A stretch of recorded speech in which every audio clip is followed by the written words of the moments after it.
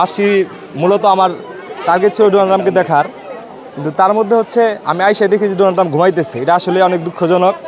আমি আমি অনেকজনকে জিজ্ঞেস করলাম যে আসলে কি হয়েছে, ঘটনা কি আসলে। সবাই বলতেছে যে ডোনাল্ড ট্রাম্প নাকি সারা রাত হচ্ছে চিড়িয়াখানা পাহারা দিছে, পাহারা দেওয়ার পরে এখন দিনের বেলা সে ঘুমাচ্ছে।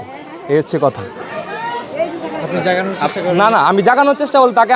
আমি তো হচ্ছে সিনিয়র মানুষ, তাকে কীভাবে আমি ডাক দিই আসলে। এটা তো একটা বিষয় আছে না, সেই জায়গা থেকে আমি আসলে ডাক দিতে পারি না। সম্মান দেখে তাকে বলছি আমি যে উঠো, কিন্তু সে ঘুমাইতেছে। আসলে তাকে জাগানো আসলে উচিত না। আমি মনে করছি, আমি শুনছি যতটুকু যে সে সারা রাত পাহারা দিছে চিড়িয়াখানা, এর কারণে সে হচ্ছে এই করতে পারতেছে না, এখন দিনের বেলা জাগে থাকতে পারতেছে না, সে ঘুমাইতেছে। এই হচ্ছে কথা। এটা কি এরকম হয় না যে আমেরিকায় আমাদের হইতে পারে, এটাই হইতে পারে। আসলে মানুষ অনেক উপস্থাপন করার সিস্টেম হয়তো ভিন্ন হইতে পারে। এখানে একজন উপস্থাপন করতেছে এরকম হইতে পারে। আবার হইতে পারে সে রাত করে পাহারা দিচ্ছে, এটাও হইতে পারে।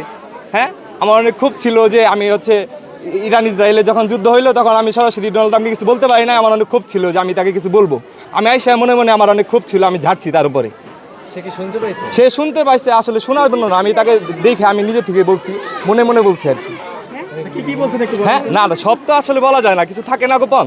হ্যাঁ, এটা আমার মধ্যে আর তার মধ্যেই আছে। ইরান ইসরায়েল যখন যুদ্ধ হইলো, তখন তাকে আমি কিছু বলবো, মানে অনেক চেষ্টা করছি যে তাকে সামনাসামনি পাইলে তাকে আমি কিছু বলতাম আর কি। এখন পাইছি, পাওয়ার পরে তা আমি মনে কিছু দুঃখ ছিল, কষ্ট ছিল, তাকে আমি বলছি বা ঝাড়ছি, তার উপরে খুব ছিল, খুব তার উপরে ঝাড়ছি, এটুকুই। গালাগালিটা কি একটা লিমিটের মধ্যে থাকে আর কি। লিমিট তো ক্রস করা আসলে উচিত না এর মধ্যে।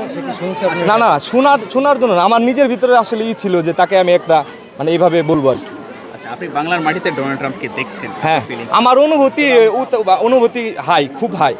মানে দেখতে পারছি, আমার মনের খুব ছিল, খুব তার উপরে ঝাড়তে পারছি। এর উপরে থেকে আর ভালো অনুভূতি আর হয় না। বলছি অনেক কিছু। তাহলে এবার ঈদ কি সার্থক? এবার ঈদ সার্থক বললে হবে না, এবার চিড়িয়াখানা আসাটা আসলে সার্থক। মানে আমি যে কারণে আসতে যাইছি বা আসতে পারছি, এটা আমার সার্থক।